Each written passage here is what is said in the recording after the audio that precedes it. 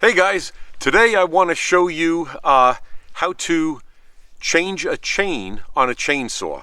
What we're going to do is I'm going to show you what a worn chain looks like and the signs to look out for that. That's number one. Number two, I'm going to show you a couple things on the bar, the chainsaw bar itself, that are very important. As you use the chainsaw, the bar wears down, and there's things that you need to do on the bar. Every time you change the chain, you should do this.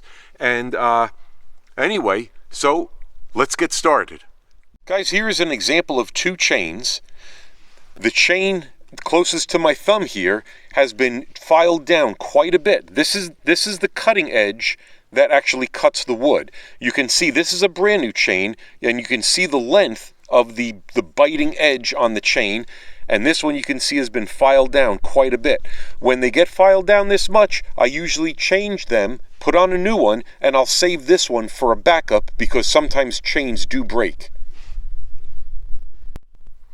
Alright, in order to change the chain, there's a couple tools that you need. One of them is a chainsaw tool. There's a wrench side, and there's a screwdriver side. The other tool that you're going to need is a file. And the file is used for cleaning up any burrs, filing down any burrs that are on your bar.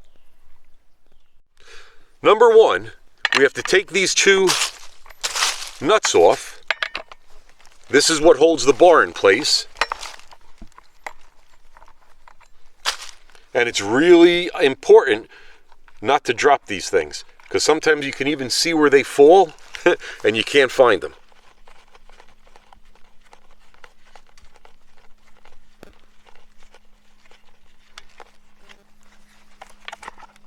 This plate comes off. What we're going to do is we're going to slide the bar back into the saw, and we're going to take this off of the chain off of the nose of the saw, and then if it doesn't get stuck there, and then we're going to pull it right off like that. So now we removed chain number one. What we want to do, we want to clean out any debris that's in here and in this cover also.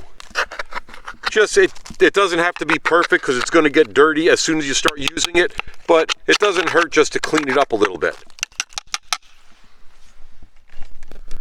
When you take the chain off, you got to inspect your bar because the bar gets worn, and I don't know if you can see it or not, but you can feel it. You should hear it. What happens is the bar actually gets worn and it gets fatter on the edges. So what you want to do, I have a file here. We're going to file that down.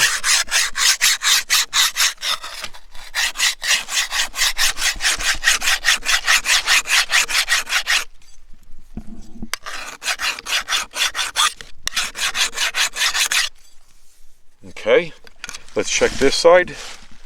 This side needs a little bit also. And the back side is good. So now we're ready to replace the bar. We got the bar on. We got the new chain. Make sure it's in the right direction.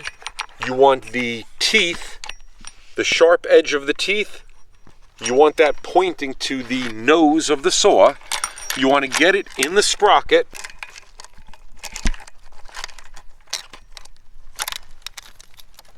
You want to fit the chain in the groove in the bar.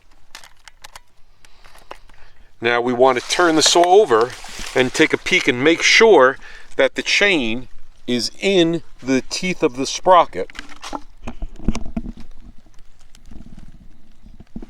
And it is. So now, again, we're going to make sure that the chain is in pretty good. And we're going to replace our cover. And we're going to put our nuts on. Now, my tensioner on this saw broke.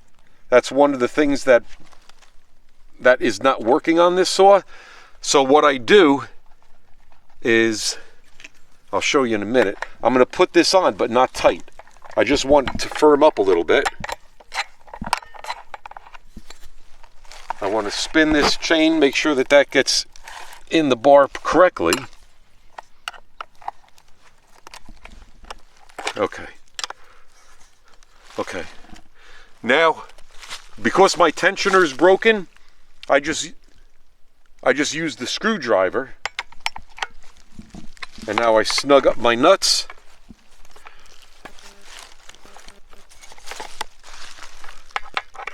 You don't want to go too tight, but you definitely want to snug them up.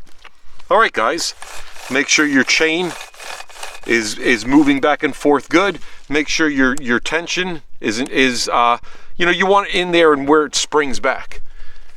As far as the tension on your chain, okay, you want it to where you can pull it and it'll snap back, and you want it to spin freely. All right, guys, there you go. That's how you replace a chain. Thanks a lot.